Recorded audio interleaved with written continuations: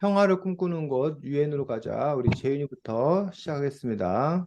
네, 일단 이 책은 유엔이라는 그런 기관 단체 같은 거에 대해서 잘 알려주는 책인데 이게 그 나대 이게 그 12쪽에 보면 나는 삼촌이 준 유엔 체험단 지원서를 주고 마음을 다잡았다 하고 그 지원을 하려고 했는데 만약에 나는 엄마가 과외를 신청하려고 할 때 이 유엔 체험담에 갈 떨어지더라도 그 합격을 지원을 할 것인가 지원을 안 할 것인가라는 것을 이야기해 볼 겁니다. 저는 일단은 체험을 안 할 것 같습니다. 왜냐하면 원래 체험 같은 거는 막 좋아하는데 가서 막 공부하고 그런 거를 별로 좋아하지 않기 때문에 그냥 그냥 집에서 틀어박혀서 선생님이랑 그냥 과외를 하는 게 좋다고 생각합니다. 그럼 김지훈은 어떻게 생각하시나요? 저는 옛날부터 영화나 그런 거에 그 영화나 그런 거를 좀 싫어하기 때문에 그렇기 때문에 저는 그냥 뭐 미국으로 가는 거나 막 그런 것도 거기에서 조금 그런 것에도 좀 외국으로 가는 것은 일단은 영어랑 떨어지는 건가 아무튼 그렇기 때문에 그 지옥 같은 영어 학원을 대출하면은 공부나 그딴 거 필요 없다 생각을 해요. 예. 그래서 체험을 가겠습니다. 예. 음, 네, 그럼 이 선배는 어떤 생각이신가요? 네, 저도 신청을 하겠습니다. 저는 어려서부터 세계 시민으로서 살고 싶다라는 그런 생각도 있었고, 세계 여러 나라에 대한 관심도 많았습니다. 그래서 만약 유엔이라는 그런 기구에 대해서 더 잘 알게 된다라면, 어, 바로 어렸을 때 어떤 그런 꿈, 이것들을 실현하는 데 도움이 될 수 있다고 생각하기 때문에 지원하고 싶습니다.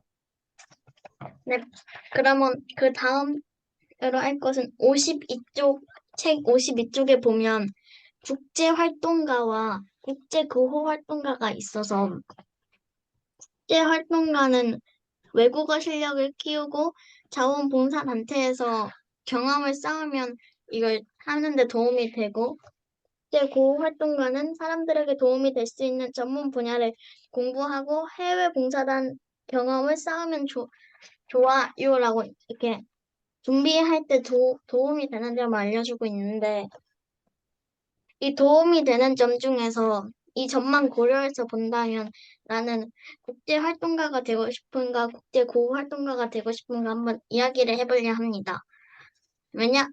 저는 일단은 국제 활동가가 되고 싶습니다. 왜냐하면 어떻게 준비하나요에서 외국어 실력을 키우고 경험을 쌓으면 된다 했는데 국제 구호 활동가는 전문 분야를 공부해야 되기 때문에 외국어 실력을 키우는 것이 좀 더 쉽고 간단하게 할 수 있는 거라고 생각해서 저는 국제 활동가가 되고 싶습니다. 그럼 김지우는 어떤 생각이신가요? 저는 앞에서 아, 얘기하시다 하다시피 그 영어를 좀 힘들어야 하는데 그러기 위해서는 국제 구호 활동가가 좀 더 그거 하는 것 같습니다. 예. 그리고 재난 그런 거를 옛날부터 그 기부를 좀 하고 싶었어요. 예. 근데 근데 기부를 해볼까 하면은 안 나와요. 근거가. 예.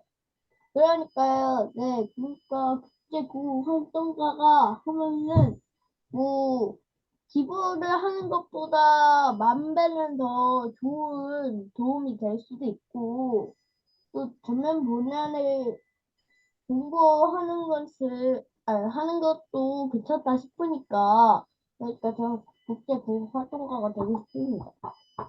네, 그럼 이 선배는 어떤 생각이신가요? 네, 저도 하고 싶은 일은 국제 활동가를 하고 싶은데 국제 활동가는 의사소통 능력, 외국어 실력이 뛰어나야 된다고 되어 있는데, 전 사실 외국어를 잘 못하기 때문에 국제구호 활동가를 할 가능성이 더 큰 것 아닌가라고 생각이 들어서 하고 싶은 건 국제 활동가인데 현실은 국제구호 활동가를 하게 되지 않을까라는 애매함이 있습니다.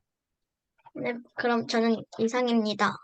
네, 수고했습니다. 자, 재윤이가 지금 얘기했던 국제활동가와 국제구호활동가에 대한 이야기를 잠깐만 하고, 그리고 나서, 지우 순서로 넘어가겠습니다. 국제활동가 vs 국제구호활동가. 두 개의 차이에서 재윤이가 주로 이제 어떤 준비를 해야 되나를 중심으로 봤는데, 국제활동가, 국제구호활동가의 가장 큰 차이는 뭐라고 생각이 들어? 음, 국제 활동가는 뭐 문제가 일어나는 걸 해결해주고 국제 음, 구호 활동가는 직접 가서 도움을 주는 거. 음, 아니, 지우가 보기에는. 제가 보기에는 여기서 국제 활동가는 그냥 음, 거의 그 나라에서 보면은 그냥 대통령이고, 음, 그리고 국제 구호 활동가는 경찰이랑 그런 걸로 해서 직접 가서 해주는 그런 심리고, 아, 아, 경찰이어서 그러니까 그 국제 활동가는 그냥 거기서 조정하고 해결해주고 거기서 자기 자리에서 해주고, 그리고 구호 활동가는 음. 거기서 그 직접 가서 도움을 주고 그래서 실제로 그렇게 해야 하는 그런 거인 것 같습니다. 자, 여러분이 잘 얘기했습니다. 국제활동가, 국제구호활동가의 차이를 굳이 얘기하자면, 국제활동가는 주로 UN 기구, 네, 유엔의 공식 기구 또는 정부 기구, 유니세프, 유엔의 공식 기구에서 활동, 직업적으로. 반면에 국제구호활동가는 혹시 유니세프, 들어봤어? 어? 유니세프 아니에요? N NGO, NGO 들어봤어? 비정부 기구, 비정부 기구에서 그런 NGO라는 뭐 시민사회 단체일 수도 있는데 뭐 예를 들면 여러분들이 알고 있는 월드비전 들어봤어? 월드비 월드비전이나 뭐 또 뭐 있지? 들어봤는데 실제로 뭔지를 모르겠어요. 굿네이버스 근데 이거 뭐 이런 것처럼 이런 데는 사람들이 후원금을 모아가지고 아, 그 가난하고 힘든 어떤 그런 사람들을 돕는데 뭐 국경 없는 사회 유니 근데 NGO, 이번에 그것도 들어가야 되지 않나요? 아? 그 지금 유니세프 뭐라고? 들어가야 되지 않나요? 이번에. 지금 뭐라고? 뭐도 들어간다고? 이번에 유니세프 들어가야 되지 않나요? 근데 유니세프는 유엔의 공식 기구야. 아, 아, 유니세프는. 그래서 활동 직업적으로 한다는 점에서 그래서 여기는 무슨 개념이 강하냐면 봉사 개념이 강해. 아, 물론 월드비전이나 이런 데도 굿네이버스 국경 없는 사회 같은 경우에도 월급 받고 직업으로 일을 하긴 하는데 어떤 봉사 개념이 좀 강하다는 거예요. 근데 그에 비해서 유엔의 공식 기구에서 활동하고 이건 직업으로서 어떤 그런 부분들이 더 강한 그런 차이가 있어. 국제 활동가와 이 국제구호 활동가가. 두 번째는 여러분이 아까 설명했던 대로 국제 활동가는 정책을 마련하는 일, 뭐 조종하는 일,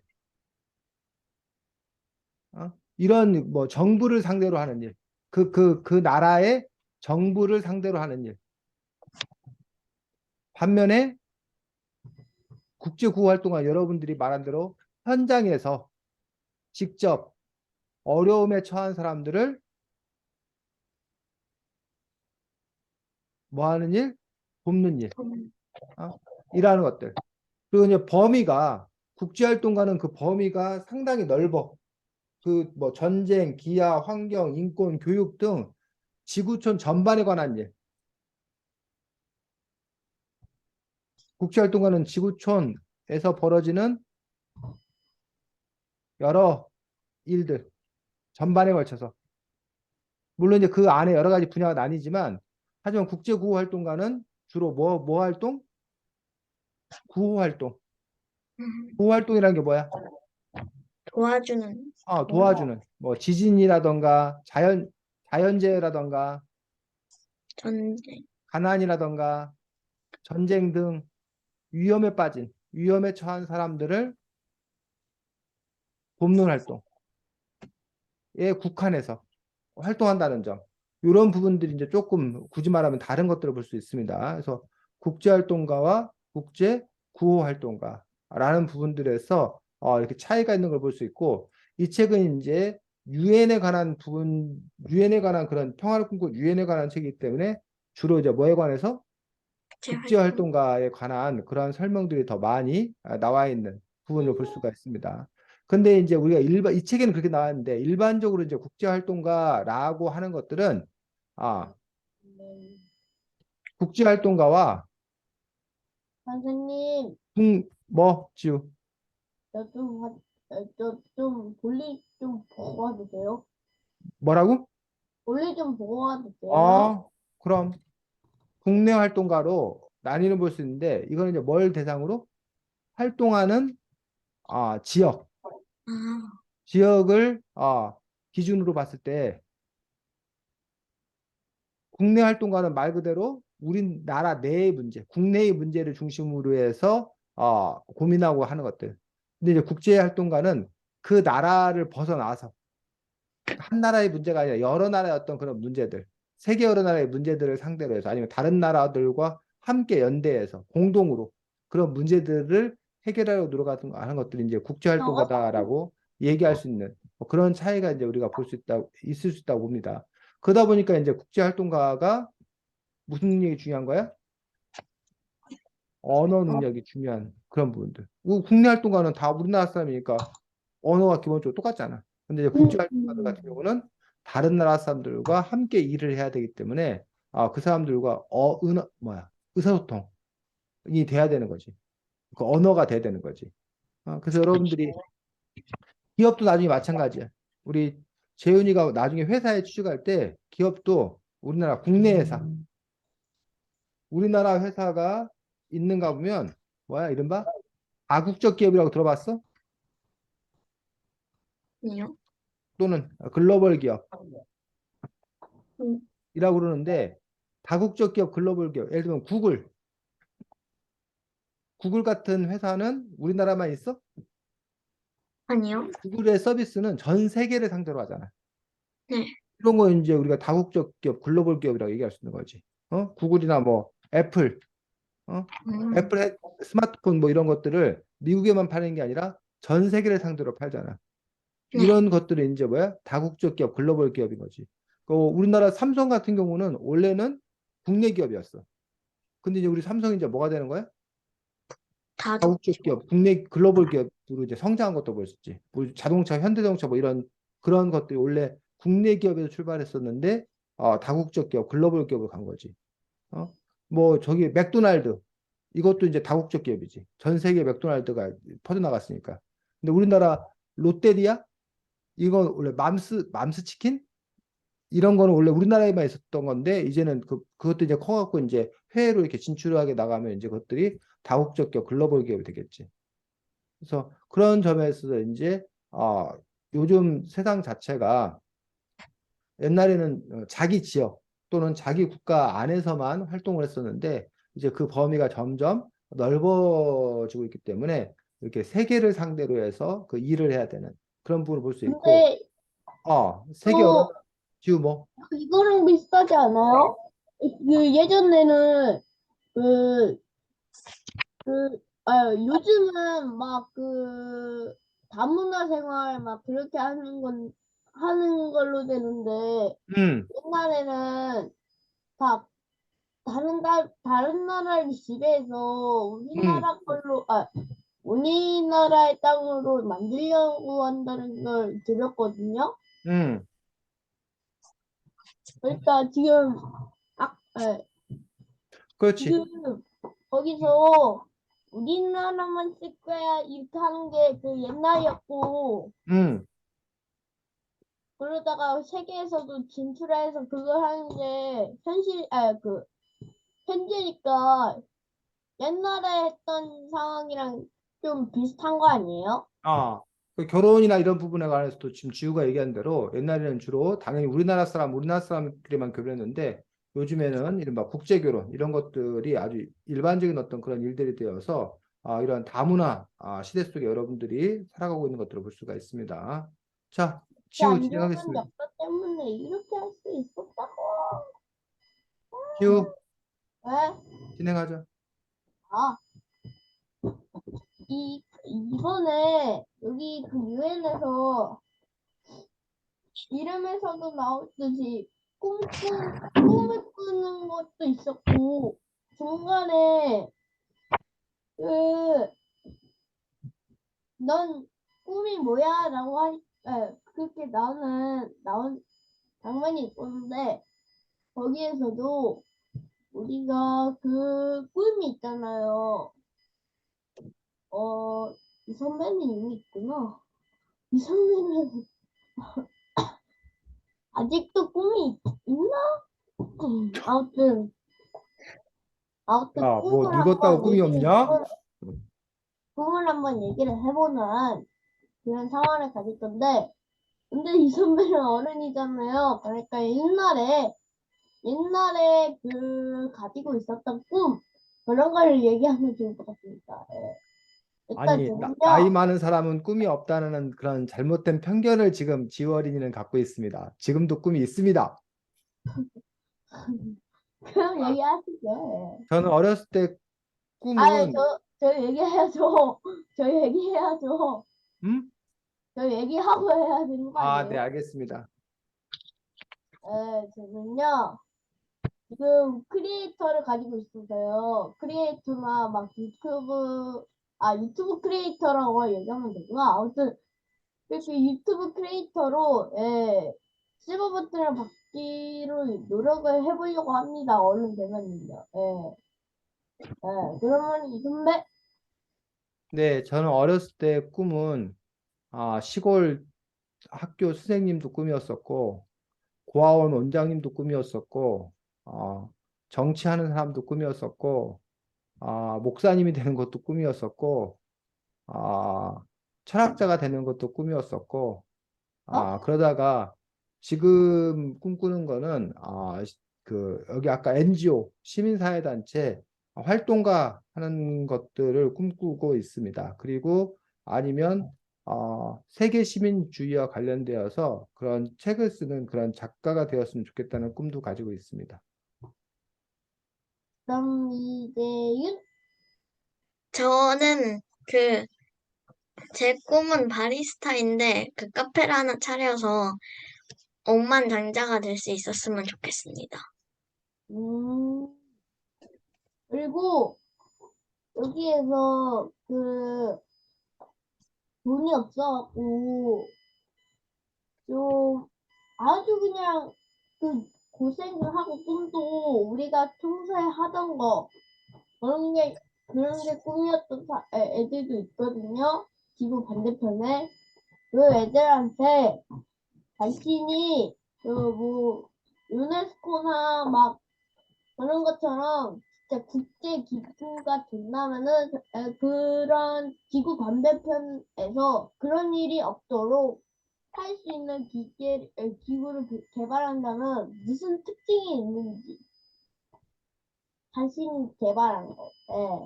그거를 한번 얘기해 보려고 합니다요. 네.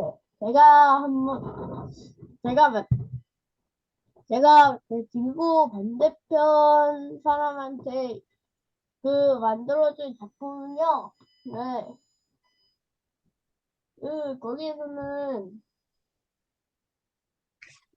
흙탕물을 마신다고 했거든요. 근데 이미 스트로도가 있잖아요.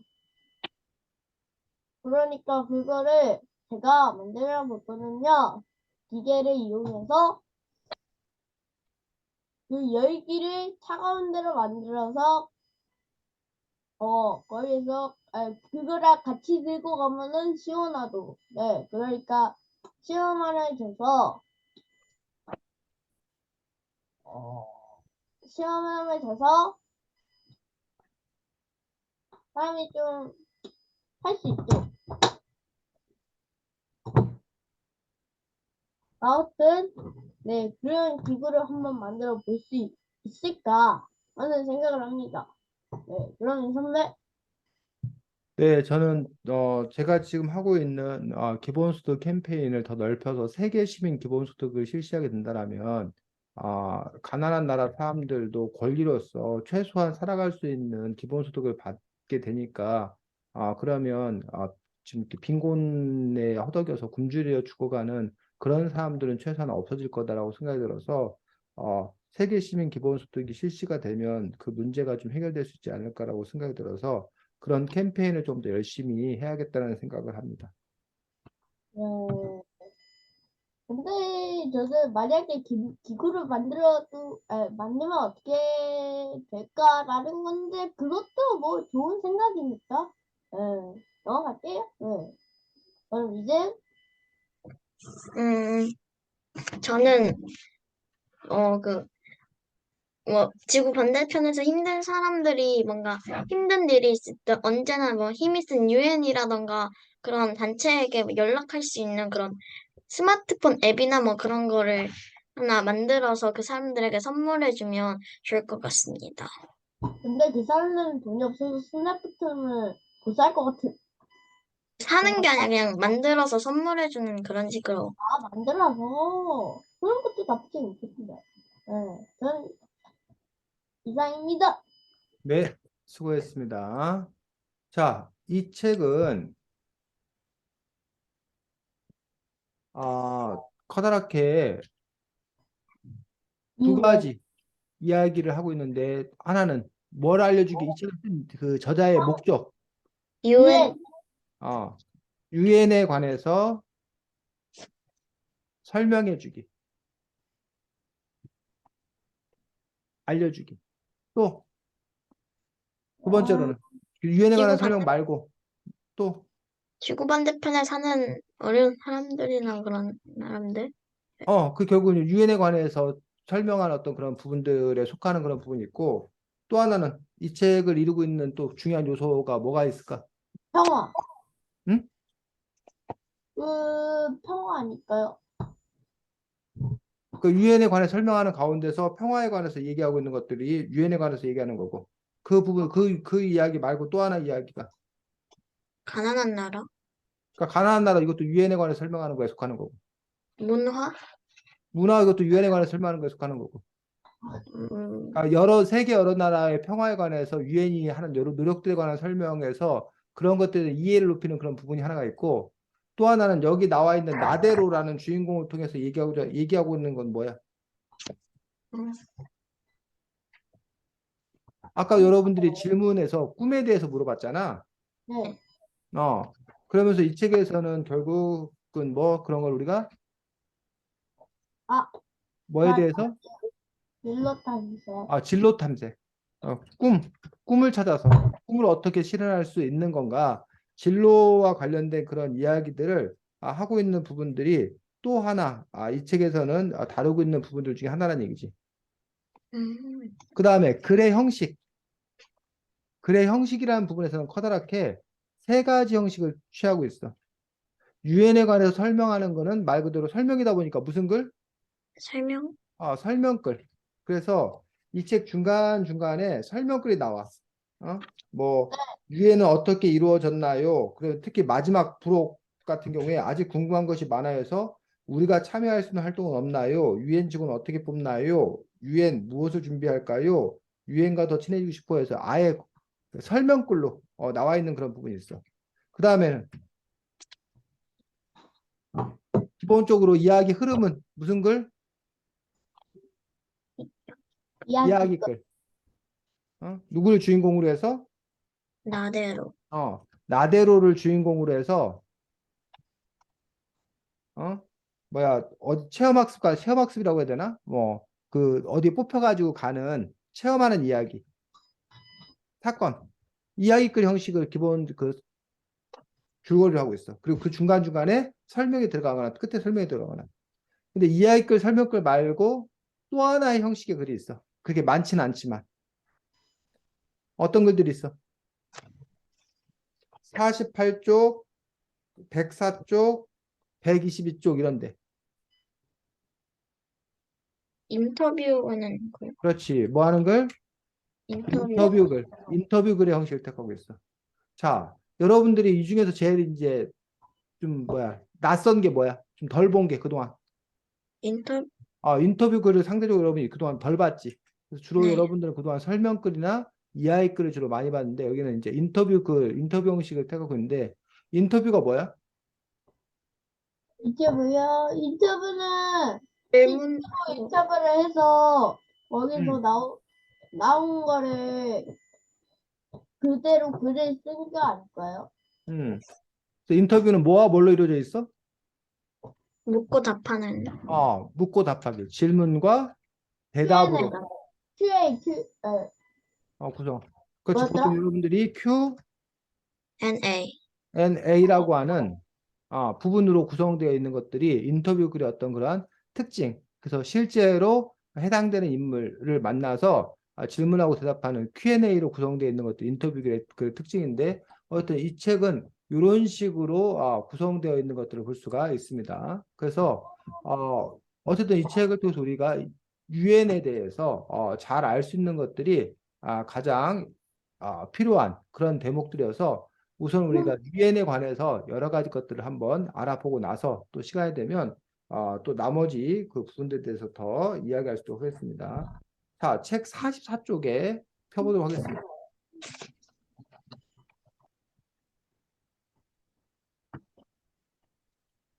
자, 책 44쪽처럼 되어 있는 걸 우리가 뭐라고 그러냐면 이렇게 불러. 뭐라고 부른다고? 조직도. 조직도. 유엔이라는 조직을 도가 이게 그림이라는 뜻이에요. 조직을 그림으로 간단하게 이렇게 직관적으로 알 수 있도록 보여준 형태, 조직도, 유엔 조직도가 나와 있고, 상당히 뭐 유엔이라는 조직이 워낙 큰 조직이기 때문에 여러 그런 조직으로 이렇게 이루어져 있는 것들을 볼 수가 있습니다. 유엔 조직에서 1번 해갖고 보면 제일 처음에 있는 게 뭐야? 총회요. 총회라는 게 나와. 유엔 총회. 그럼 유엔 총회가 뭐냐? 여러분 유엔 총회에 대해서 알아야겠다라는 거야. 유엔 총회가 뭐야? 아, 총 책임하는 사장? 총 책임하는 게 총회가 아닙니다. 책 45쪽에 총회에 대한 설명이 나와 있습니다. 모든 회원국이 참여하는 유엔 최고의 기관. 어, 모든 회원국들이 참여하는. 자, 모든 회원국들. 혹시 유엔의 모든 회원국이 몇 개국인지 알아?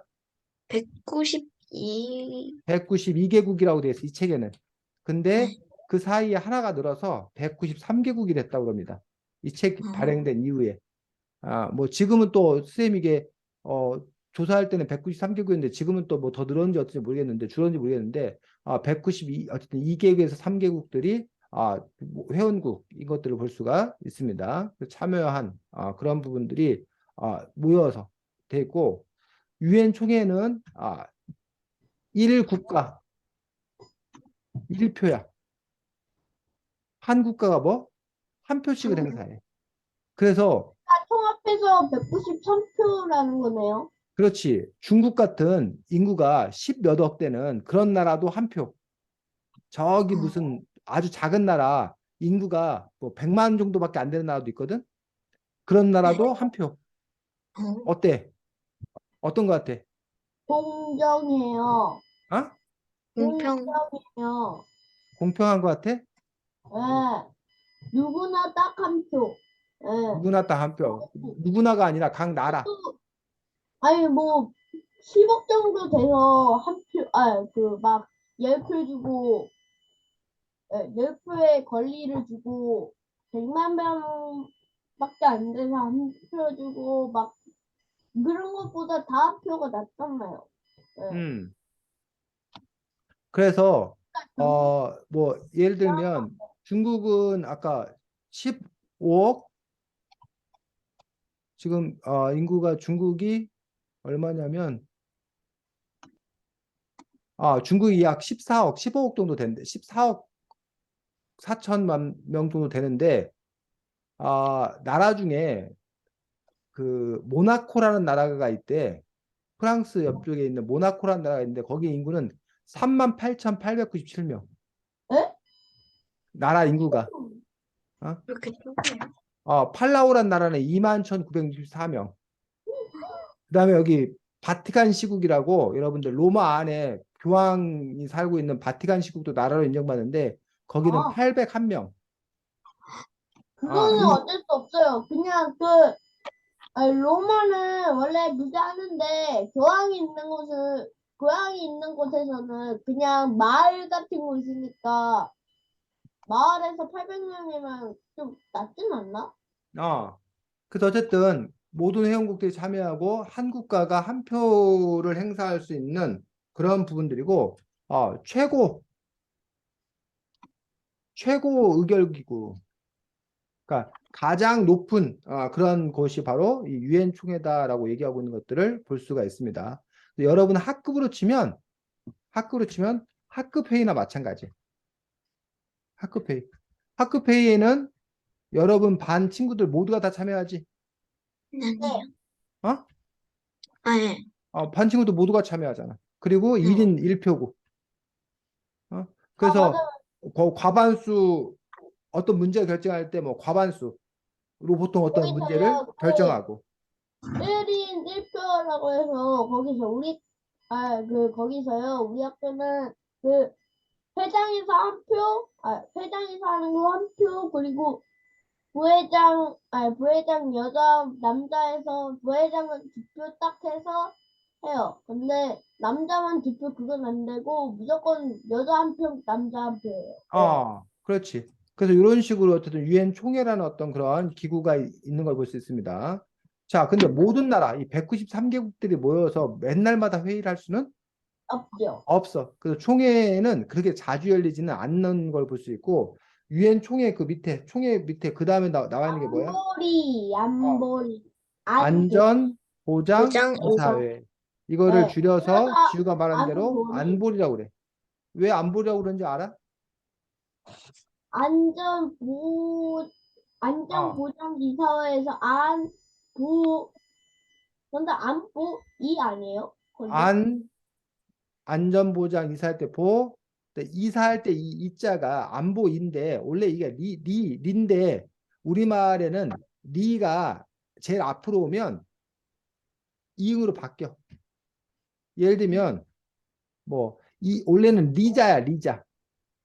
리자인데 이응 리자를 써갖고 리자인데 보통 이자라고 해, 이자 은행에 예금하면 이자 주잖아. 어? 네. 그래서 그런 부분들에서 원래는 뭐 경례 레인데 만약에 이 레자가 어디로 오면 제일 앞으로 보면 예절이 돼. 아, 리을 같은 경우 우리 앞에 오는 걸 싫어해가지고 예절되는 것처럼 해서 이사회에서 안보리 이사회에서 이자 올 때는 이렇게 왔고 끝으로 갈 때는 리로 이렇게 와서 안보리라고 보통 얘기하는데 어쨌든 안전보장 이사회 줄여서는 안보리라고 얘기하는데 자 안보리는 어떻게 돼 있대? 국제 평화와 안전 유지에 대한 일차적인 책임을 진다. 국제평화와 안전유지에 대해서 주로 다루고 있고 또 국제사회에서 분쟁이 생기면 이를 조사해서 분쟁을 조정한다. 분쟁 조정하는 기구 요 부분들이 이제 안보리인데 사실은 유엔 총회에서 가장 핵심적인 어떤 그런 일들 하는 것들이 바로 이 안보리야. 마치 여러분 그 학급의 모든 일을 맨날마다 학급 회의에서 결정하는 게 아니라 회장, 부회장 이렇게 뽑아가지고 임원회의 임원회의를 해가지고 그 임원회의에서 어떤 일들을 결정해 나가는 것과 비슷하다라고 생각하면 돼. 그래서 안보리는 어떻게 이루어져 있대? 5개 상임 아, 이사국, 10개 상임 비상임. 이사국 몇 개국? 5개국. 어디? 미국, 영국, 프랑스, 중국, 러시아. 요 5나라 돼 있어. 그다음에 플러스 상임이사국 5개국가 플러스 아프리카 및 의 비상, 어 비상임 비상임이사국 몇 개? 열 10개국. 10개국? 그래서 10개국은 뭐별로 뽑아? 어, 대륙별로.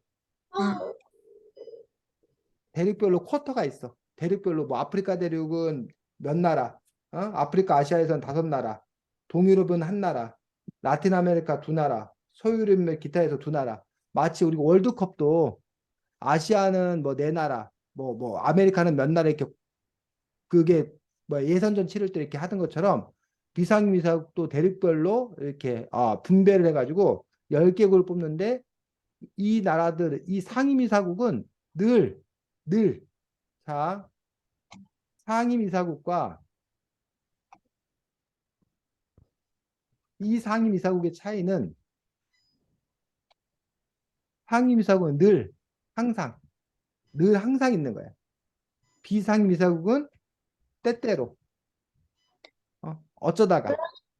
지금 이거를 조합하면은 유엔 총회는 이사국이고 안보리는 이사국이에요? 그렇게 조금 달라. 유엔 총회는 모든 나라들이 다 모여가지고 총회가 열릴 때만 하는 거고, 안전보장이사회도 이제 수시로 열리는데, 안전보장이사를 이루는 나라들 중에서 그 상임이사국이라는 나라는 계속 상임이사국이야. 근데 비상임이사국은 상임이사국이 될 수도 있고, 비상임이사국이 뽑히면 거기 안전보장이사에 들어가는데, 그 다음에 2년 후에는 뭐 해야 된다는 거야? 다른 나라로 체인지 된다는 거야. 그래서 회사 대표도 상임 이사가 있고 비상임 이사가 있거든. 지우가 만약에 그 뭐 A라는 회사의 상임 이사야. 그럼 지우는 그 회사 이사회에 늘 출석을 해. 늘 출근을 해. 근데 만약에 재윤이는 비상임 이사야. 그러면 재윤이는 그 회사에 늘 출근하지 않아. 특별한 일이 있을 때만 가서 참여를 해. 늘 저기 하는 게 아니라. 그래서 상임 이사가 더 뭐해? 더 중요해. 상임 이사가 권한도 더 세. 기본적으로. 자, 그래서 상임위서가 비상임위서 나뉘는데, 자, 현재 국가 그 순위 혹시 국가 경제력이나 뭐 이런 국가 순위를 혹시 알아? 좀 힘센 나라라든가 그런 순위. 우리나라가 6위 아닌가? 자, 우리 세계에서 어쨌든 제일 강대국 그래서 GDP 국가 경제가 규모가 제일 큰 나라가 보통 어디를 얘기해? 1등 미, 미국 1등이야. 2등이 러시아, 중국, 중국이야, 중국. 아, 3등이 러시아. 일본이야, 일본. 아, 원래 일본이 2등이었었는데 중국하고 순서가 바뀌었어. 중국 2등이고 일본이 3등이야. 4등이 영국, 러시아? 독일이야. 독일. 오, 5등이 러시아? 영국이야. 오, 6등이 인도. 한국, 어, 7등이 프랑스. 오, 8등이 이탈리아. 오, 9등이 캐나다. 오, 10등이 제유인의 야, 나라. 오, 11등이 러시아. 오, 이런 식으로 이제 물론 뭐 국가의 들어갔다. 을 여러 가지 기준으로 나눌 수 있는데 보통 이런 이게 현재 그 국가 그 규모란 얘기야. 자, 근데 여기 보면 안전보장에 속한 나라가 미국, 중국, 중국, 프랑스, 영국, 영국. 프랑스, 어?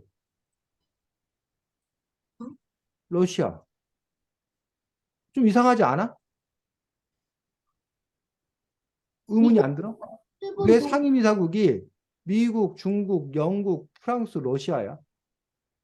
왜 1등, 2등, 5등, 7등, 11등이야? 어, 그러니까 모레 상임이사국 5개 뽑으면 원래는 어떻게 뽑아야 돼? 1, 2, 3, 4. 1, 2, 3, 4, 5등 뽑아야 될 거 아니야. 네. 근데 왜 1, 2, 3, 4, 5등을 뽑지 않고 1등, 2등, 5등, 7등, 11등을 뽑혔냐고. 가장 뭐 면적이 넓은 나라 뭐 이런. 면적? 이거 면적 기준도 아니야. 국가 면적 기준으로 하면 1등이 러시아고 2등이 캐나다고 3등이 미국이고 4등이 중국이고 5등이 브라질이고 6등이 호주고 7등이 인도고 뭐 프랑스나 그 영국 같은 나라는 거의 몇 등이냐면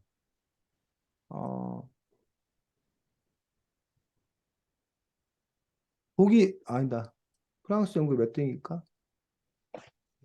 영국은 80등. 면적 기준으로 보면. 아, 그러다 보니까 저기 아직 그 면적 기준도 아니야. 프랑스는 43등. 면적 기준으로 하면. 그럼 도대체 이게 왜 이 다섯 나라들이 상임이사국이 되었냐라는 거야. 그 이유가 뭐냐는 얘기. 유엔에 35쪽 보겠습니다.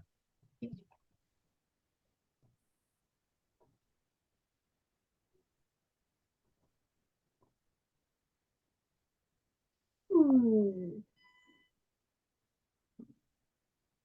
35쪽에 상임이사국 다섯 나라 안보리 얘기했었고, 35쪽을 볼 게 아니라 여러분이 몇 쪽을 보면 되냐면, 유엔이 처음에 어떻게 생겼나 얘기가 몇 쪽에 나오나? 18쪽 봐야 돼, 18쪽. 맞아요. 18쪽. 자, 18쪽에 보면 유엔이 왜 만들어졌대? 언제? 1914년 어? 1914년 6월 20, 1914년 며칠? 6월 6월 28일. 8일. 그거는 그 세르비아 청년이 오스트리아 황태자 총 쏴서 죽인 날이야.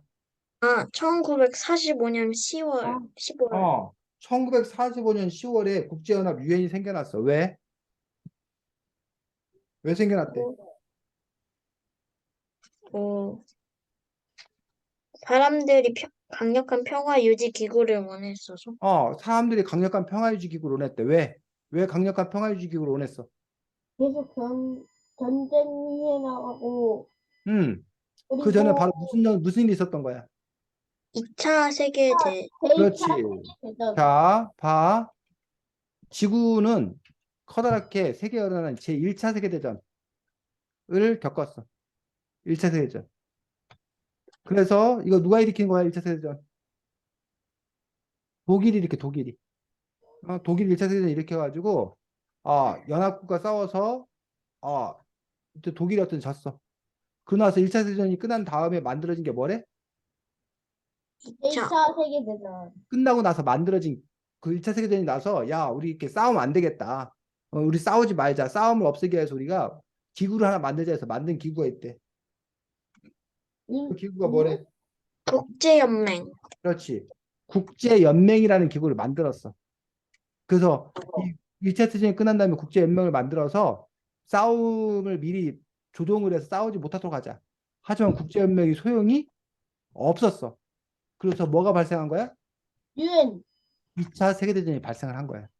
아, 그 2차 세계대전이 끝나고 나서 야, 2차 세계대전이 끝났는데 이와 같은 전쟁이 다시 일어나서 안 되겠다 해서 그래서 만든 게 바로 이번에 맹이 아니라 연합. 바로 유엔이 만들어진 거라는 얘기. 근데 2차 세계대전에서 누가 싸웠냐면 2차 미국. 세계대전 누가 혹시 일으켰는지 알아? 미국, 미국이 프랑스, 어? 러시아. 미국, 프랑스, 러시아, 러시아, 영국, 한 편 먹었어. 영국, 아, 중국 중국, 이런 나라들이 한 편 먹었어. 아, 그 다음에 vs 이 나라하고 어느 나라하고 편 먹고 싸운 거야? 일본? 독일, 독일. 일본. 인도, 응? 인도는 당시에 영국의 식민지였어. 아, 응? 이탈리아, 캐나다? 오스트리아, 어, 캐나다는 연합국 2차 세전 연합국 편이었어. 자, 그래서 요 그러면 특징이 뭐야? 여기 지금 빨간 글씨 써 있는 나라들이 뭐 한 나라? 한편으로 한편으로 먹고 이 나라들이 무슨 나라냐면 승전국 승전국. 승전국이 뭐야? 전쟁에서 이기는 튀김 나라들이야. 이 나라들은 패전. 패전국, 진나라들이에요. 그래서 요 나라들 그리고 인도는 당시에 영국의 식민지였기 때문에 였고 빠졌고 독일이나 일본은 패전국이었기 때문에 니들은 찌그러져 있어 하고 빠졌고 어? 당시 대한민국도 일본에 뭐였기 때문에 식민지였기 때문에 힘이 없었고 뭐 이런 이유로 승전국 그래서 이 안보리 상임이사국은 승전국들을 중심으로 해서 유엔이 만들어졌기 때문에 이 승전한 나라들이 우리들한테는 우리는 안전보장 이상에 당연히 난 걸로 들어가자라고 했던 거예요. 그래서 이 상임이사국들 5개국은 특별한 권리가 있어. 그 특별한 권리가 뭐냐면 뭐야? 거부권이라는 게 있어. 거부권. 자, 유엔 총회 192개국, 193개국 중에서 요즘에 무슨 일이 벌어졌어? 러시아와 러시아, 우크라이나. 우크라이나 전쟁이 벌어졌어. 그래서 만약에 유엔 총회가 열렸어. 네. 그래서 만약에 유엔 총회국에서 뭐 190개국, 180개국이 러시아가 잘못했다. 러시아를 혼내주자라고 결정을 했어. 그러면 러시아를 혼내줄 수 있다 없다? 없다. 180개국이나 찬성해도 러시아를 혼내줄 수가 없어. 왜냐하면 러시아가 뭐 해버리면 거부권. 거부해버리면 아무리 180개국이 찬성해도 러시아가 거부해버리면 그 일을 할 수가 없게 돼 있어. 그래서 이 5나라들에게는 이런 특별한 권리, 거부권이라는 특별한 권리를 줘서 다른 나라들이 아무리 뭐해도 힘을 합해갖고 떠들어도 할 수 없는 그런 부분들이 이제 이 유엔의 어떤 그런 특징이고 그러다 보니까 유엔이 별로 그 큰 힘을 발휘하지 못하는 점에서 유엔이 한계가 있다라고 주장하는 그런 사람들이 있는 걸 볼 수가 있다는 거지. 그러다 보니까 이제 유엔에서 이 러시아 우크라이나 전쟁이 있는데도 유엔군을 파견한다거나 그런 일을 할 수가 없는 이런 상황인 것들을 볼 수가 있습니다. 자, 다시 조직도 돌아가서 유엔 총회가 있고 안전보장이사회가 있고 그 다음에 또 중요한 기구가 뭐가 있대?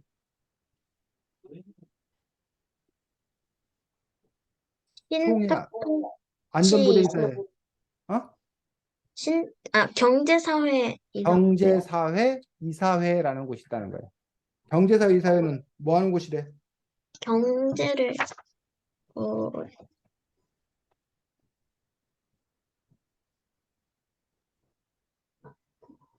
세계에서 일어나는 경제, 사회, 문화, 교육, 보건, 환경 등 여러 문제를 다루는 곳. 그렇지. 경제, 사회, 문화, 교육, 보건, 환경 등 여러 문제를 다루는 거니까 사실은 거의 대부분을 다 다루고 있는 거야. 그래서 유엔의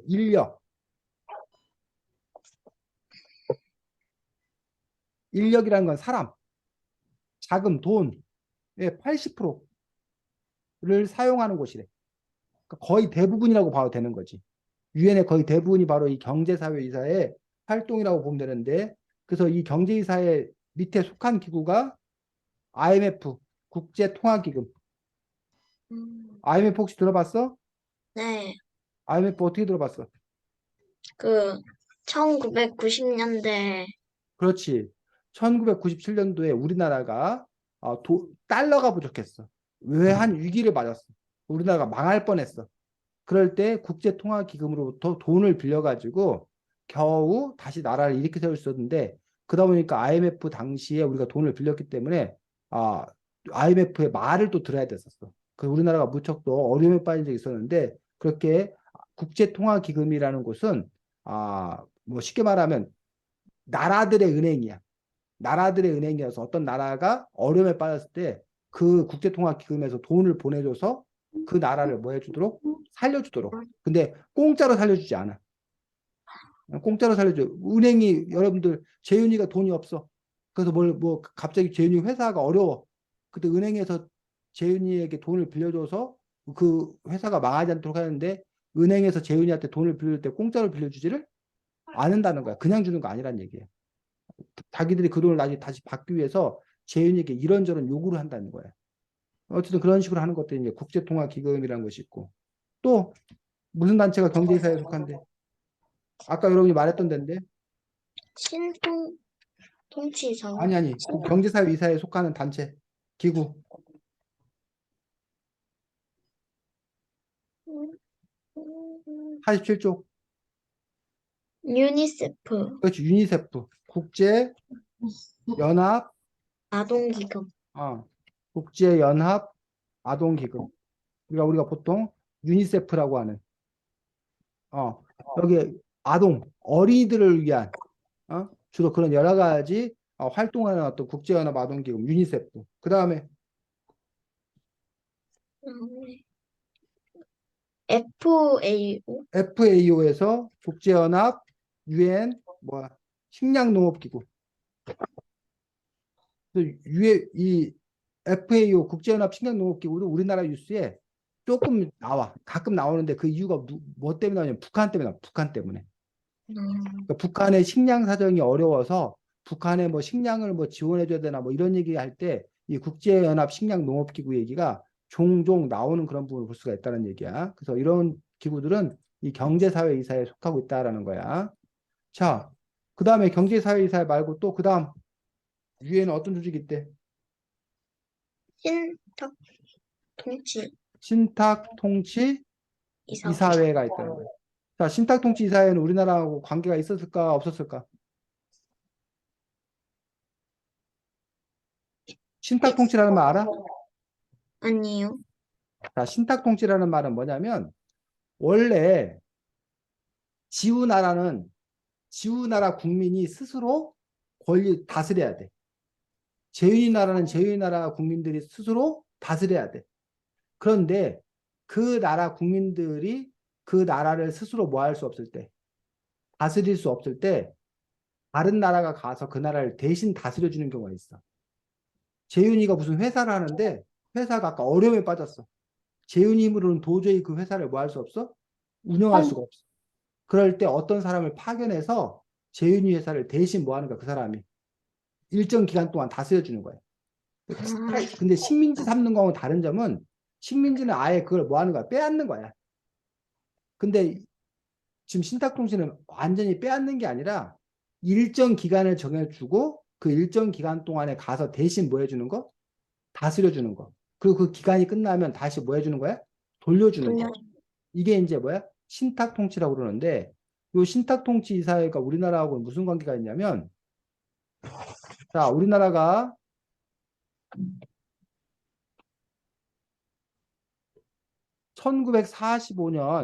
1945년까지 일본에 뭐였어? 식민지였어. 그다가 일본이 미국한테 히로시마 나가사키에 원자폭탄 먹고 망했잖아. 네. 일본이 항복선을 하면서 그 당시 식민지였던 우리나라가 해방이 됐어. 근데 북쪽에서 일본군을 내쫓는다는 이유로 누가 내려왔어? 미국? 북쪽에서 내려온 게 소련군이 내려왔어. 또 지금이 어디? 러시아. 러시아. 옛날에는 소련이라고 불러. 구소련. 소련이라고 불렀어. 그랬더니 소련이 내려오니까 소련이 이 우리 한반도 땅을 다 차지할 거라고 걱정이 된 미군이 서둘러서 남쪽으로 올라왔어. 미국이. 자, 미국과 소련은 독일과 일본과 맞서 싸울 때 한편이었어. 한편이었었는데 소련군이 내려오고 미군이 올라오니까 둘이 뭐 할 수 있게 된 거야. 싸울지도 모르게 된 거야. 그래서 우리 싸우지 말고 이걸 뭐 하자? 반띵하자. 나누자. 반으로 나누자 갖고 그래서 이게 뭐야?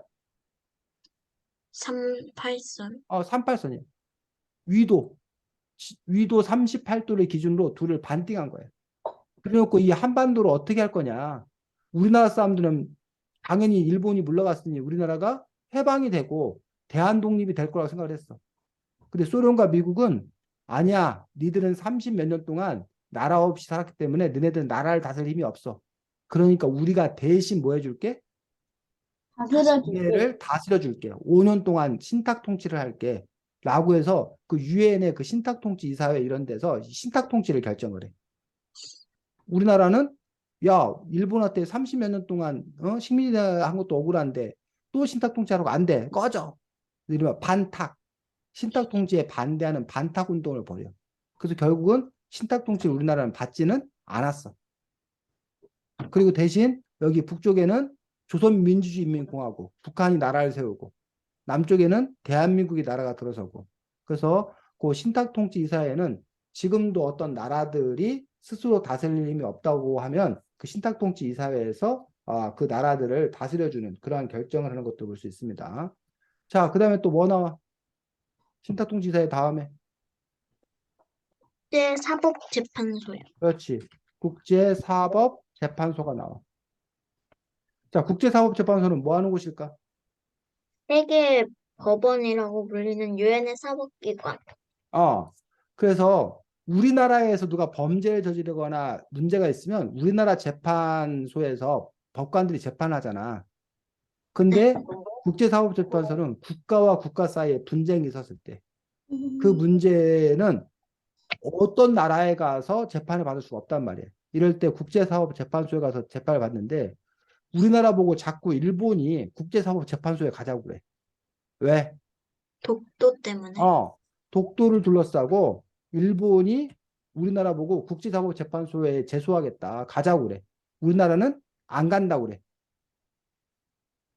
왜 우리나라는 일본은 재판하자고 그러는데 왜 우리나라는 재판 안 하겠다고 그럴까?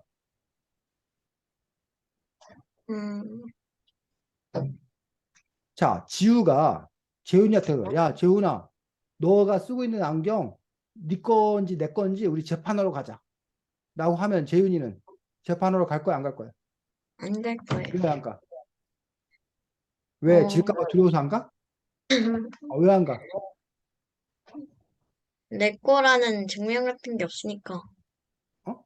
재훈이 네 안경이 네 거라는 증명이 없으니까 그 질 거라서 안 가는 거라고? 응. 어? 그럼 이게 네 거 아닐 수도 있다는 거야? 아니요. 재훈이 입장에서는 네가 쓰고 있는 안경이 당연히 누구 거야.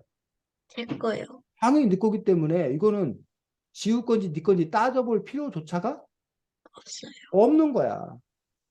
재판을 한다는 거는 재훈 입장에서 이게 네 안경이 아닐 수도 있다는 전제 하에서 재판하는 거잖아. 네. 근데 너무나 당연히 네 거기 때문에 재판할 필요도 뭐해? 없다고 생각하는 거야. 지우가 재판하자고 하는 게 재훈 입장에서는 지우가 나쁜 놈이라고 생각하는 거야. 이해가? 네. 하면 지우는 뭐라고 하냐면 내 안경인데 재훈이가 지금 쓰고 있어요. 그래놓고 지가 자신 없으니까 재판도 안 받으려고 그래요. 라고 해서 재판을 할 거냐 말 거냐를 갖고도 지금 우리나라와 일본이 신경전을 벌이고 있는 그러한 사건들. 이렇게 영토 분쟁이나 이런 것들이 있었을 때 국제사법재판소에서 이렇게 재판을 하게 되는 그런 부분들을 볼 수가 있습니다. 그래서 유엔이 어떤 조직인지. 자, 그러면 그 밑에 뭐가 나와? 사무국. 자, 사무국은 유엔이 이렇게 나라들이 이런 일들을 여러 가지 일들을 하는데 그 일들을 해 나가야 될 직원들이 필요해. 직원들. 그런 직원들을 관리하고 운영하는 그런 사람들이 필요한데 유엔 사무국의 우두머리를 혹시 뭐라고 부르는지 알아? 유엔 사무국의 우두머리를 사무총장. 사무총장이라고 불러. 사무총장. 그래서 유엔 사무총장이 우리나라하고는 큰 관계가 있어. 왜? 우리나라 사람이라서요. 지금은 아닌데 이전 유엔 사무총장이 바로 반기문 유엔 사무총장이어서 우리나라 사람이 유엔 사무총장을 역임했기 때문에 우리나라 입장에서는 상당히 자랑스럽게 생각했던 그런 부분을 볼 수 있어서 유엔 총회 의장이 있지만 총회 의장은 그냥 회의를 진행하는 정도에 있고 유엔의 실질적인 어떤 그런 일을 맡아서 하는 그런 조직으로서 바로 유엔 사무총장이 막강한 그런 권한과 힘을 행사하고 있는 그런 부분을 볼 수가 있습니다. 그래서 여기 보면 이제 유엔의 산하기구와 전문기구와 독립기구 해가지고 그 유엔 밑에 또 여러 가지 많은 기구들이 나와 있어서 그런 기구들이 이렇게 활동하고 있는 걸 볼 수가 있고 이 책에서는 차려보겠습니다. 유엔의 산하기구들 중에서 몇 개만 소개하고 있는데 제 2단원에서는 무슨 단체? 국제연합환경계획. 유넵이라고 요즘에 이런 미세먼지부터 시작을 해서 지구 온난화 문제 등 지구 환경 문제가 어느 한 나라의 힘만 갖고 해결되지 않아요. 그래서 유넵이 지구 전체의 어떤 그런 환경 문제에 관해서 계획을 세우고 조동하는 그런 역할을 하는 것이 유넵이 나오고, 두 번째가 3단원은